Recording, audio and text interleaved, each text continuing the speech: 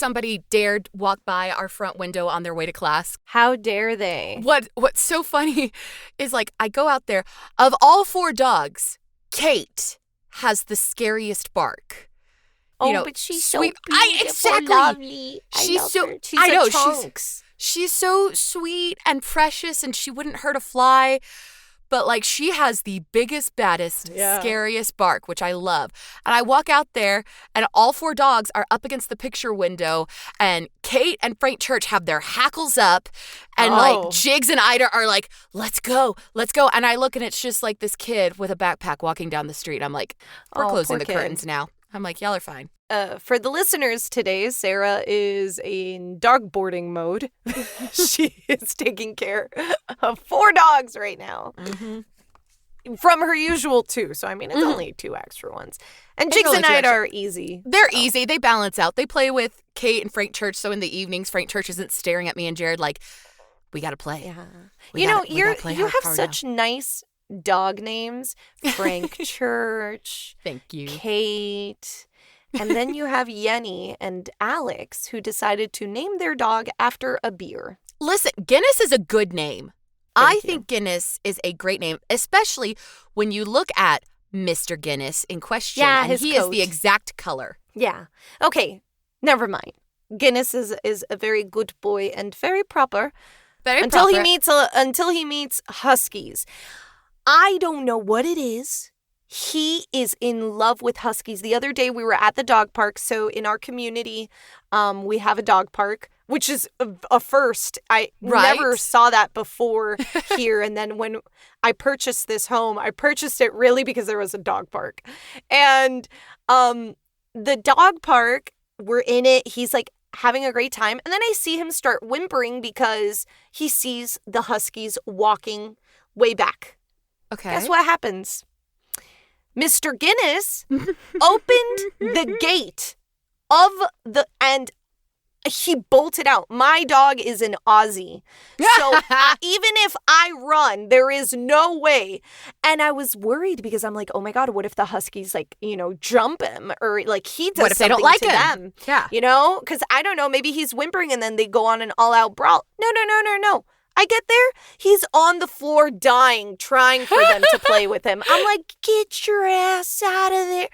I was like profusely apologizing to the owner. Luckily, the owner was like laughing it off. He's like, oh my God, well, you did tell me your dog was in love with my huskies. I'm like, no, you have no idea.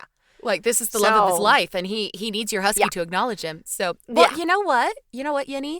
Speaking of dogs and huskies and everything. That was not even... Hold up. That was not even a part of this. Look at that. I love us. Well, since that wasn't planned.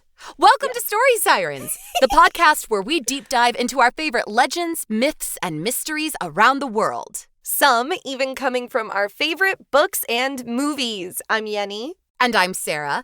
And today, we are venturing all the way to the west coast of Alaska. Today, March 6th, is the last day of the Iditarod dog sled race. The race covers over 900 miles, and it's been a yearly event since the 1970s. However, it owes its roots to some very brave canine heroes from the 1920s. You could say these dogs were legendary. When Sarah brought up the idea to deep dive into this story, I couldn't help but get excited. Mainly because I wasn't actually aware that there are 2 heroes to this story. Get ready, folks, as we deep dive into the famous tale of Balto and Togo. Can I get a awoo? Awoo! Yay! Oh, that was the cutest one. Before we get into the 2 best boys in the whole world, let's take a moment to learn about the man, or shall we say musher, behind the famous sled dogs, Leonard Seppala. Seppala wasn't originally a sled dog driver, aka musher, nor was he actually from Alaska. He was born in Norway and immigrated to Alaska in 1900 when his friend, Japhet Lindbergh, called him about the Nome, Alaska gold rush. Seppala began working at Lindbergh's mining company and became a sled dog driver for them, said to have sometimes traveled up to 100 miles per day. Now, you might think 100 miles? With dogs? Dogs pulling a sled. My gosh. Dogs pulling the sled. We're not talking about cars here. Around 1913, Lindbergh asked Seppala to train a sled dog team for Norwegian explorer Roald Amundsen. Amundsen was planning an exploration to the North Pole. Now, unfortunately, due to the uncertainties of World War I during that time, the expedition was canceled. But Seppala was able to keep all the dogs he actually trained. Ooh. Seppala kept training his new dogs, all Siberian Huskies, and began racing with them, earning himself the title of top musher. He raced throughout the years, until January of 1925, when the races that were once a hobby became a race to save lives. We're talking high stakes, people. Very high stakes. The children! The children! In December 1924, Nome, Alaska began witnessing the spread of a dangerous illness, diphtheria. Diphtheria is a bacterial disease that affects both the upper respiratory tract and skin. Symptoms include difficulty swallowing, sore throats, hoarseness, and fever. Without the vaccine, the disease can be life-threatening. In fact, in the early stages of the outbreak, Dr. Curtis Welch thought the children of Nome had come down with tonsillitis. But tragically, that wasn't the case. So that means people were taking out their tonsils? They were keeping an eye. I'm not sure about tonsillectomies in the 1920s. I'm sure some of them were having tonsillectomies. But since that's a common illness for children to come down with, Dr. Curtis was thinking, all right, the kids are all coming down with tonsillitis. And then, of course, he's realizing all the children are coming down with tonsillitis. This doesn't add up. And so he then looked at the symptoms and he was like, oh, no. Oh, shit. Yeah, okay. Just like this that. Is bad. Yep, this is bad. This is bad. Alaskan officials had 300 units of the serum that would be able to cure the victims several hundred miles away in Anchorage. But we're talking about the 1920s, guys. It would take a few more years for flying to become a common mode of transportation. And the harsh winters in Alaska, primarily in Nome, would make it way too dangerous for anyone to try to fly through. And while there was a port into Nome, it became completely icebound before a new shipment of diphtheria antitoxin could be delivered. The only link Nome had to the outside world was the Iditarod Trail, which covered over 930 miles from Nome to the port of Seward, Alaska. The serum could be delivered by train from Anchorage to the town of Nenana, but it was still 674 miles away from Nome. The only mode of transportation available was by a sled dog team, and that's where Seppala and his dogs come in. Of course, a 674-mile sledding expedition was crazy and almost impossible in the strong winter storm conditions Nome was facing. We're talking about temperatures reaching negative 50 degrees, okay? Freezing is already below 30 degrees Fahrenheit. Golly. So yeah, now let's just go 80 degrees below that.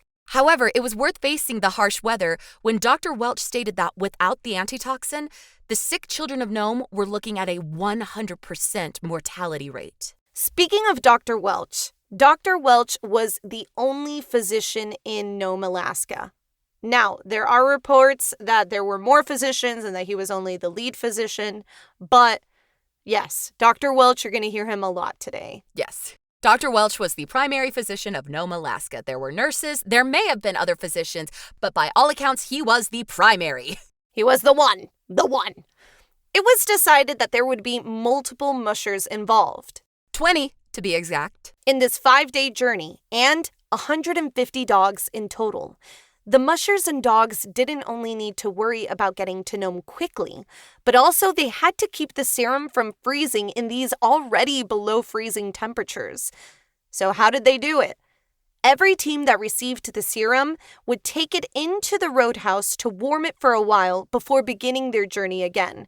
Now, these roadhouses were just like huts with some coal and fire. Yeah. So it was cold no matter what. Exactly. But we're talking a big relay race where the serum is being passed off from sled team to sled team, and each team gets a short break at the roadhouse to rest and warm the serum. Yeah, so it was a lot. We're talking time sensitive here. It is very time sensitive. Let's talk real quick about the sled dogs. Traditionally, a competitive sled dog team will have anywhere from 12 to 16 dogs, the lead dog being the most important part. As the lead dog, this pup not only had to be intelligent and a natural-born leader, but the musher, aka master, had to fully trust them.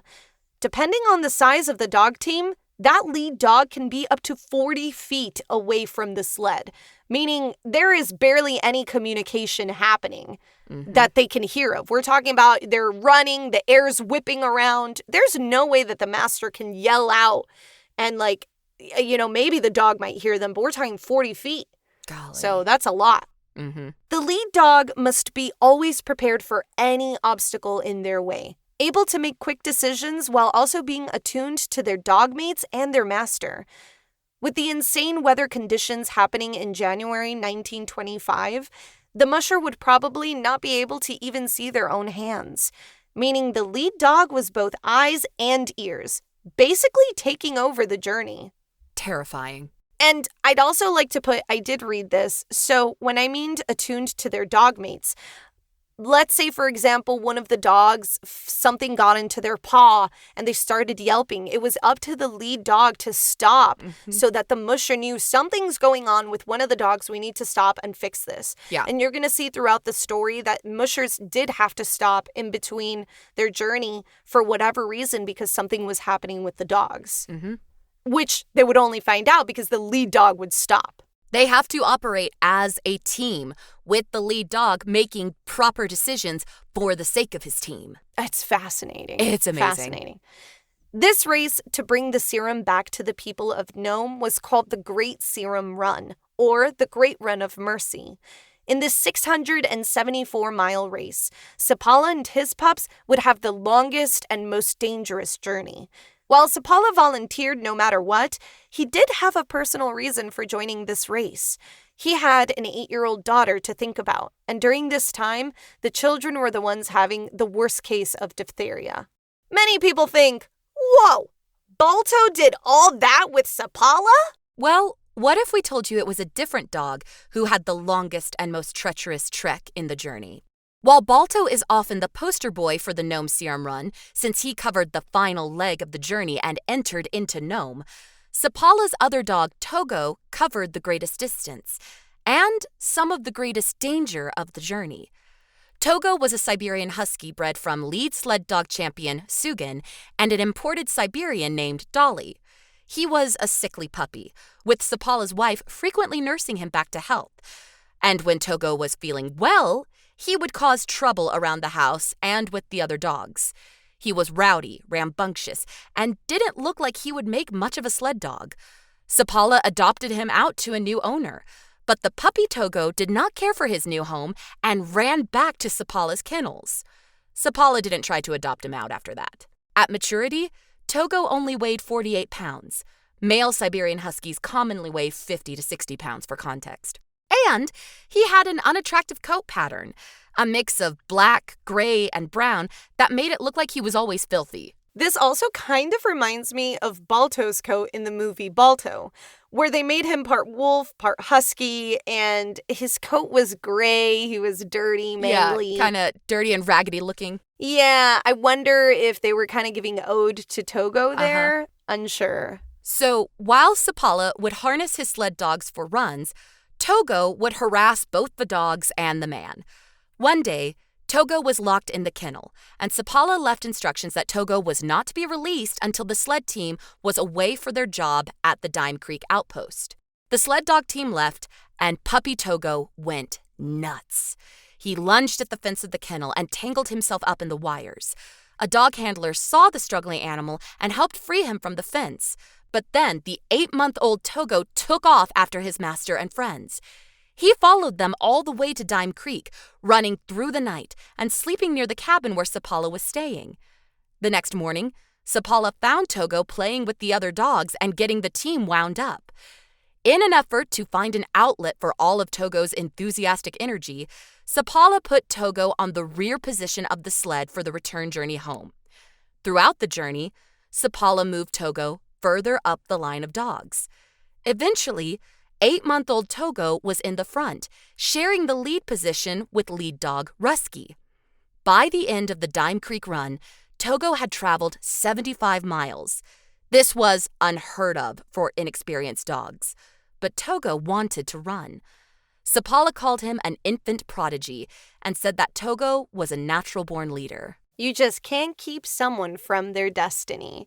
And I also read that that Sapala had to keep putting Togo up because he would nip at the other dogs in front of him, like their legs, because he's like, no, I want to get to the top. I need to get up there. I need to get up there. Yeah. There were also reports that when he was learning to be a lead dog, Togo would often intercept other sled dog teams to get them out of his way. But one day, a Malamute lead dog fought back with Togo, and so Togo learned his lesson of, I need to give them space. I need to, okay. So, some of that overenthusiasm needed to be curbed. So, there you go.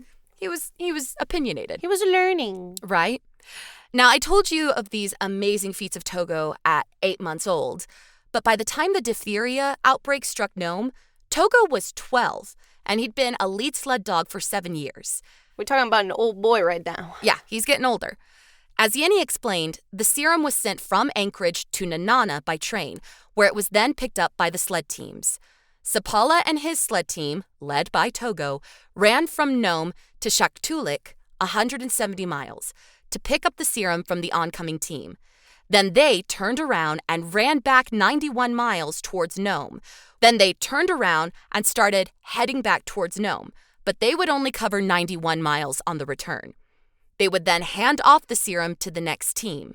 To do the math quickly for our listeners, Sapala, Togo, and team covered roughly 260 miles in only 3 days. The temperature during their run was negative 30 degrees, and the wind chill made it feel like negative 85. Now, in some reports, Sapala was said to have actually covered 340 miles, starting from Nome and then carrying the serum an additional 91 miles. No matter which one is true, I think we can all agree that Sapala and his team really did do the most. All the other teams averaged about 31 miles in comparison. Now, we've talked about the distance covered and the debate about the distance, but what made this portion of the journey so dangerous? Part of the return run to Nome crossed the ice of the Norton Sound, an inlet of the Bering Sea. There was a blizzard occurring as Sapala's team crossed it, and Sapala couldn't see where he was going. Like Yenny said, sometimes the mushers had to depend on their lead dogs to be their eyes and ears. So it was up to Togo to find his way to the roadhouse checkpoint, where the dogs and musher could rest and warm themselves and the serum from the cold. This was a treacherous crossing as the ice was breaking up, and the team had to switch between the shoreline and the frozen patches of ocean. Can we stop for a second and just also talk about how intelligent these dogs are, that they know where the roadhouse checkpoints are. Mm-hmm. They know how to get back home. We're talking hundreds of miles. And they knew everything. It's fascinating. Sometimes we think, it's just a stupid dog or animal. No, they are so smart. Their instincts are so smart. Good. Yes. So the evening winds picked up to 65 miles per hour, and the temperatures dropped to 40 degrees below 0 Fahrenheit. They made it to the roadhouse at 8 p.m., slept for 6 hours, and then got back on the trail at 2 a.m. Back on shore, they had to travel up Little McKinley Mountain, which is 5,000 feet or 1,500 meters in elevation. Sapala placed his faith in Togo, and Togo led his team to safety. The team made it to the next roadhouse in Golovin, where they passed off the serum to Charlie Olson, who then relayed it to Gunnar Kaysen and his 6-year-old lead dog, Balto. As Sarah mentioned, Togo was the beloved dog of Sapala, and though both did the most strenuous portion of the run, they were not the ones to enter Nome, Alaska with the serum in tow. Sapala ended his journey handing over the serum to Olson. But what he didn't know was that Olson was not going to be the one to deliver the serum to Nome. The organizers were having issues relaying messages to the mushers at this point in time. So nobody really knew what really was, or the actual thing that the organizers wanted. They just knew, pass off the serum. They just knew, pass off the serum, we gotta get back to Nome.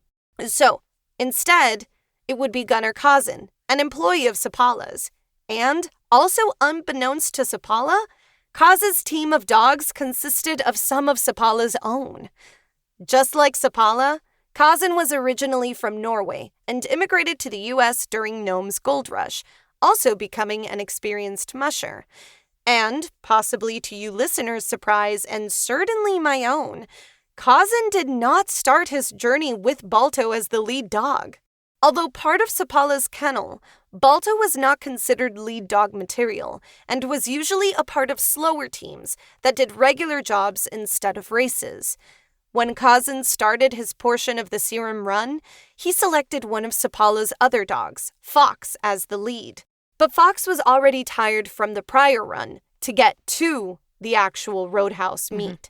So, Kazan had to switch him out for another lead dog. And no, it wasn't Balto. After noticing that this other lead dog was also tired, Kazan was left with no other choice but to have Balto lead. And of course, as we all know, Balto did not disappoint. Now, during this race back to Nome, the weather was not on the mushers' side. Remember the temperatures Sarah was talking about? A terrible blizzard became worse by the day as Olsen transferred the serum to Kazan. Here's the crazy part. The organizers of the run were trying to tell mushers to rest a day or two so that the weather would calm down a bit. But Kazan, just like every other musher, never received any of these messages the organizers were trying to pass. So, Kazan grabbed the serum and began his journey. As we know, twice he changed dogs, finally keeping Balto as the lead. The weather was so bad that at one point during their journey, Kazan's sled tips over and he almost loses the serums. Kazan commenting that at one point, he couldn't even see the dogs running closest to the sled. So there's a bunch of snow coming down. He barely can see his own hands. We're talking, there is no communication happening between musher and dog. Kazan was supposed to drop off the serum to another musher, Ed Ron, and this is where two variations of the story exist. In one story, the weather was so bad that Balto actually missed the rest stop, and he just kept going. In another story, Balto didn't miss the stop, but Kazan saw that Ron was sleeping and decided to continue forward. Keep a note of these variations. With no visibility and harsh conditions beginning to take a toll on Kazan's body, it was up to Balto's memory of how to go home and his power to lead that pushed the team through. After 54.3 miles, as Balto and the team arrived in Nome, Kazan jumped off the sled, went to Balto, and collapsed with his arms around the dog, who saved not only his life, but all of those in Nome. Dr. Welch received the serum and administered it to the patients, with no further deaths resulting. The news had been covering the serum run the whole time, and after Balto's entrance and Kazan's spectacle of hugging the dog who saved them all, the media took Balto and Kazan's journey and made it their own. The story of Balto is found in books and movies, and there's even a statue of him in Central Park. Unfortunately, it would take a while for Togo to receive the recognition he deserved.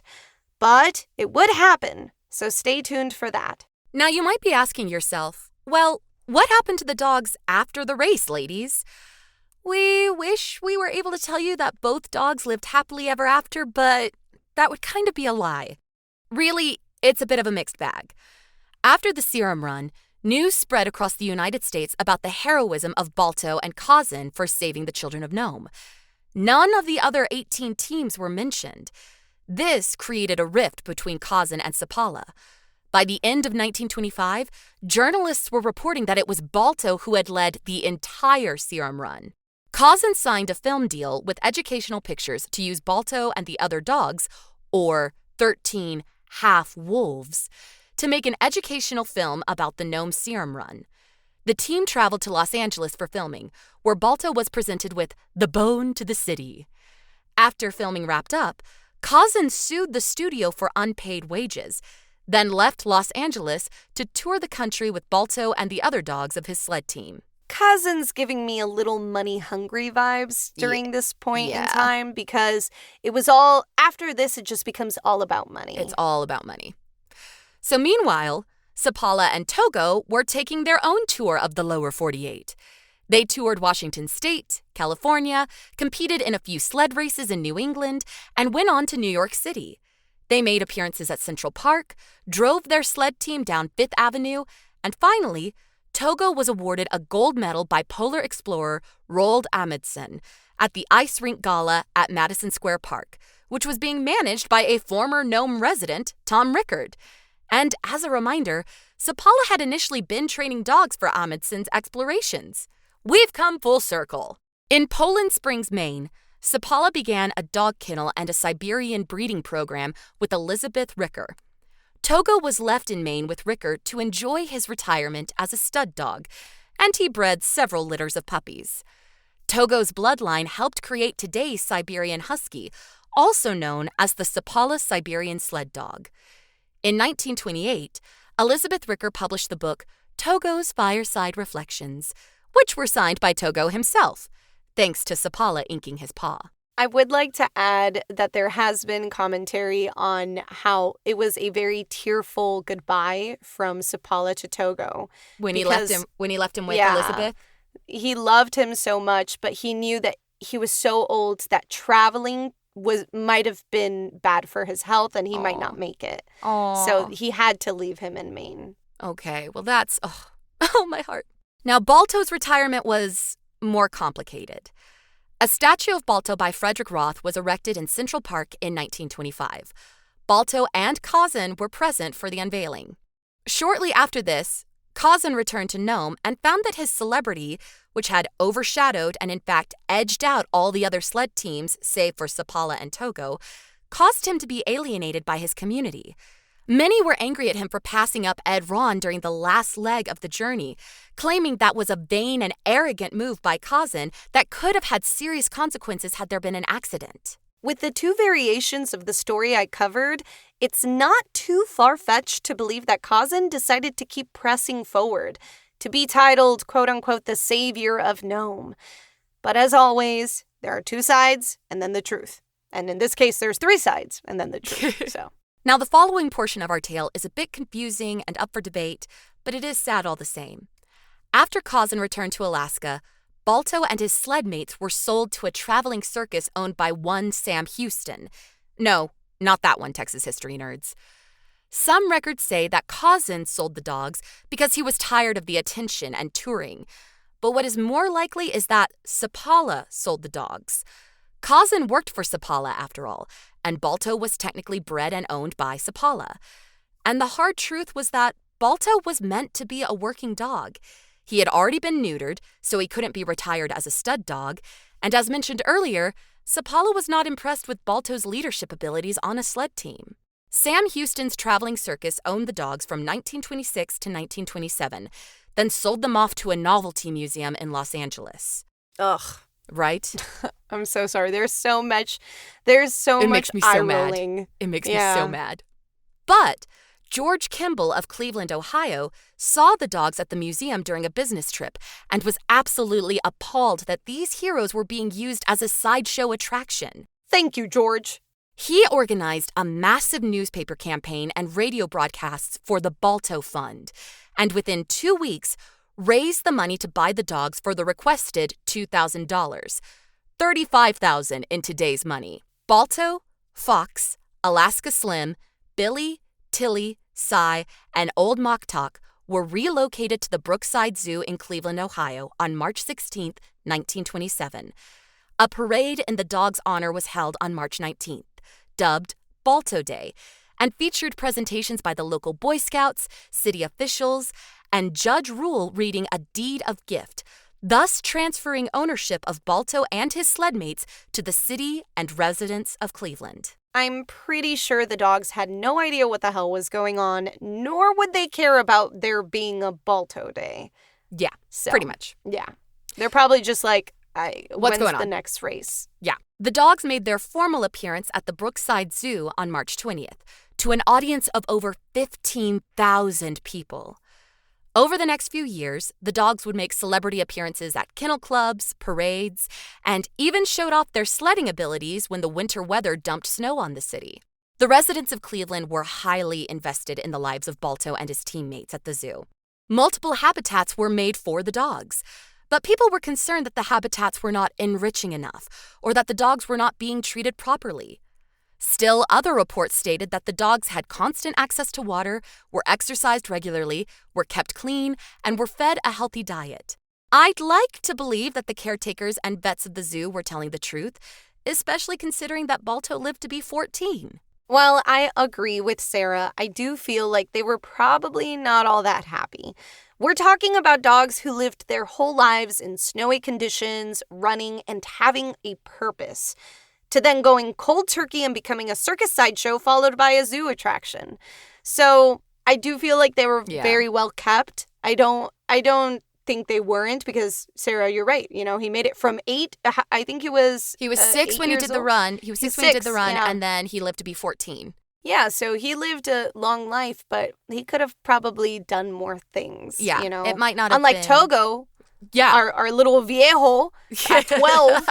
Taking care of Nome, you know, he then having litters, then siring and then puppies. having litters. Talk about a good life, man. You ran for 12 years and then you made babies for like a few more, and that's it. Yeah. So Balto lived to 14 and Togo lived to 16. After their deaths, both were taxidermied.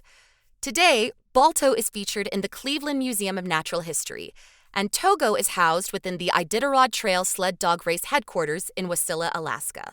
Aw, so he went back home. He went back home. Oh.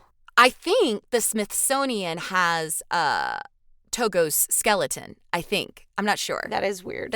But I could be wrong on that. I know a museum has his skeleton. Later in his life, Sapala said of Togo, "I never had a better dog than Togo. His stamina, loyalty, and intelligence could not be improved upon. Togo was the best dog that ever traveled the Alaska Trail." Aww. Concerning Balto and the animosity towards Kazan, Sapala said, "I hope I shall never be the man to take away credit from any dog or driver who participated in that run. We all did our best. But when the country was roused to enthusiasm over the Serum Run driver, I resented the statue to Balto, for if any dog deserved special mention, it was Togo. At the time I left for the run, I never dreamed that anyone could consider these dogs," the second string, he's talking about Balto's team, "fit to drive even in a short relay. As to the leader, it was up to the driver who happened to be selected to choose any dog that he liked, and he chose Balto." Wow.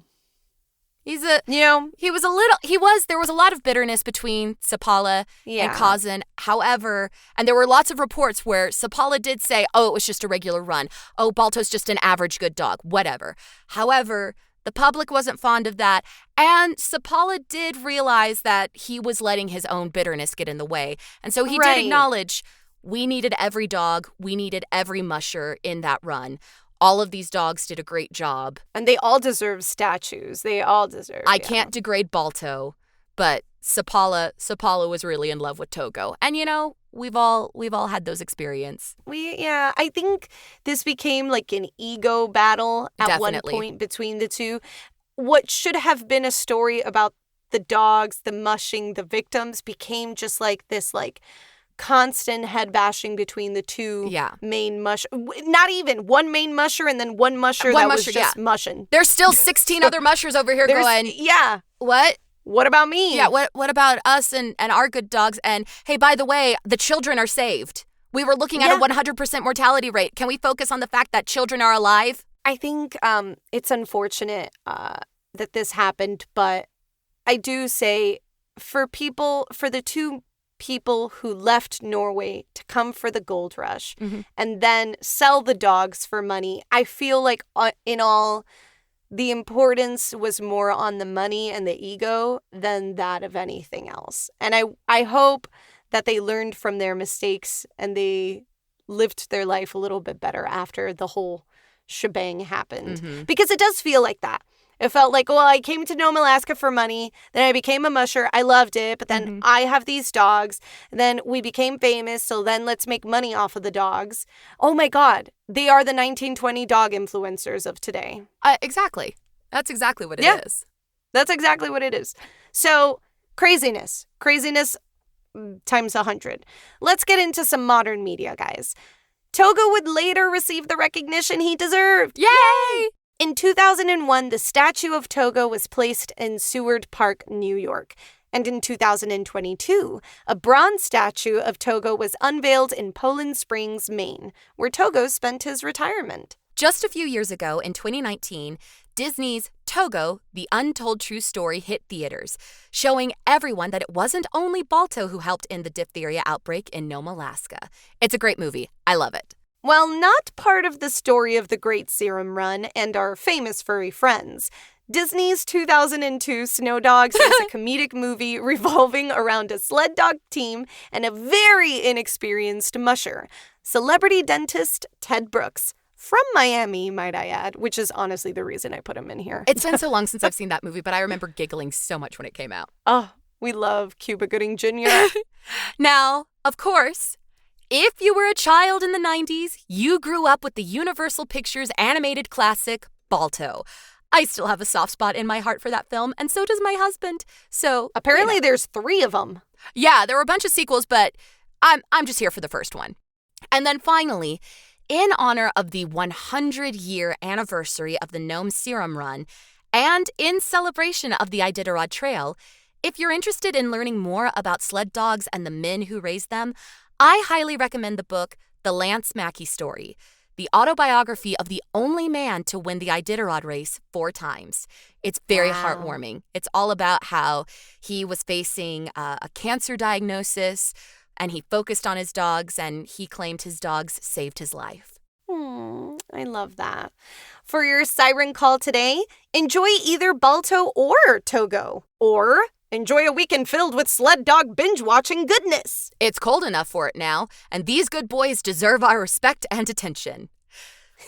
We've also left you a map of the Great Serum Run in the show notes. Check it out. It's actually really cool, and then you're going to be like, oh my God, I would not have been able to do that ever. Nope. So there's that. As a bonus, we have also opened up our Discord for all of our listeners. If you want to join, there's a link to our Discord in the show notes. We're very fun. So we're very fun. Thanks for joining us, and we will see y'all next week. Bye now. Bye. Thanks for listening to Story Sirens. You can follow us on Instagram at Story Sirens Podcast. Want to support us? Send us a cup of Ko-fi by searching ko-fi.com/storysirens. We've got lots of treats for those who become siren seekers. All research materials can be found in the episode summary. Music by Donald Guzzi and artwork by Alexis Torres. Story Sirens is a Feather and Fin production. See you soon.